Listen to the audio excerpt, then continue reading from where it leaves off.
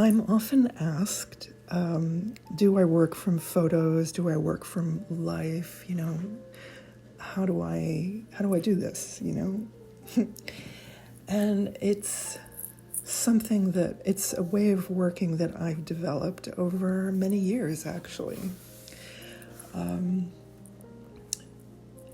So practically speaking, I can tell you a few very simple things, and that is that I work from three things primarily, and that is I work from photographs that I take, and that's very important. I have to take the photographs because that is part of the process of dialoguing with nature in order to receive the input, the download, of the flowers and the plants that want to work with me.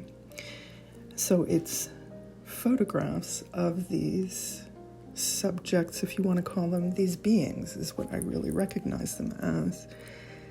The second thing is memory. My memory of what I remember them to be like in person when I saw them. That moment when I clicked and took that photograph is a very special moment in time with that being. Now, I don't want to sound like flaky, but they are beings, flowers and nature are a live being. And when you honor them that way, they talk to you. They may not be speaking English, but they are definitely talking, and they are talking all the time. And in the human world, we've lost most of our capacity to receive that and understand that, and that is something that makes for a lot of disharmony, can bring ill health. So getting back in touch with nature is something we all have to do, regardless of whether we are an artist or an engineer or whatever. So I remember in my body, in my mind, in my body, what it felt like and what I saw, what I experienced with that flower. It's instantaneous. It's all part of the flow for me now.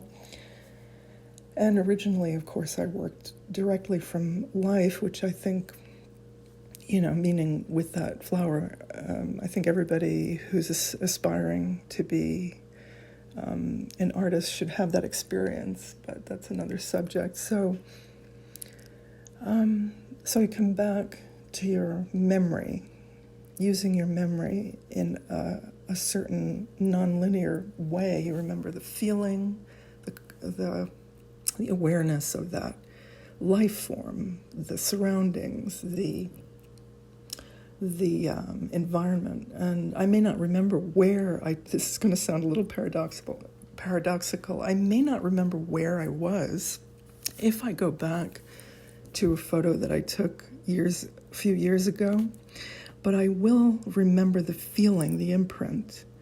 And the name is so not important because the coordinate is there.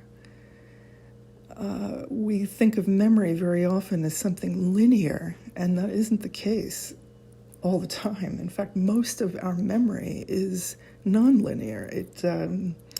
We know that mostly from things that we may not like, because they won't go away, So it's memory, but it is a high function of memory where it is an installation of nature into your own field of the aliveness of the being, in this case always flowers and plants, and their intelligence and what it is that they want to share.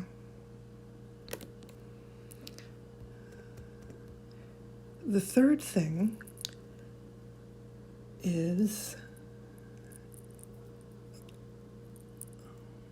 imagination.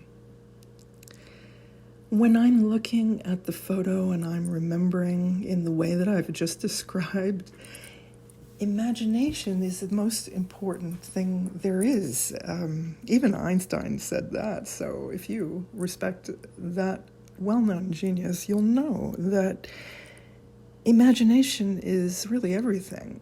And so, how can I describe this? Imagination is a kind of active visioning whereby I'm like looking into the photograph as if I'm looking into a crystal ball or something like that, or tea leaves. You're looking into the subject with respect. You're not dissecting it. You're penetrating with your gaze into a deeper level of the flower. You can do this with anything. And so imagination is the meeting of the mind with greater reality. And when we do that, there's a lot of magic that happens. So I won't go into too much detail here, but if you're curious to know more about what I mean by imagination, I'll be adding more to it. And this is not a willful process. This is a process that receives and respects nature, the deep, deep intelligence of Mother Nature. This isn't usage of Mother Nature for creating what we want. It's a higher process. It's a process of letting go and allowing nature to come through, which reorganizes the interior of me, whoever, and always aligning me more and more to the intelligence of Mother Nature, which is infinite and, beyond the words that I could describe here. So imagination is not, it's not like visioning. Excuse me, is not like visioning, like a vision board. It's a receptive and respectful state that allows nature to teach me. So it allows nature to teach me as I allow very ineffable, amazing beauty to come through me that I'm experiencing. So I call it an active visioning, and then it can become part of the painting, and it does, in this case, become part of the painting. And so the energy of that experience, and it can be a long experience if a painting goes on for many months or even years. It's an experience that comes through and is very highly focused over many years of developing this practice and this way of life, basically, this way of experiencing life, and then dialoguing with it as an artist, creating these beautiful paintings. That is a very brief description of what it is that I'm doing, and what do I use? I use photographs that I take, I use memory, and I use imagination. But I define it in my own way, and that's the brief description of what it is that I'm using as I'm working. So thanks for asking. Somebody asked that question, so thank you.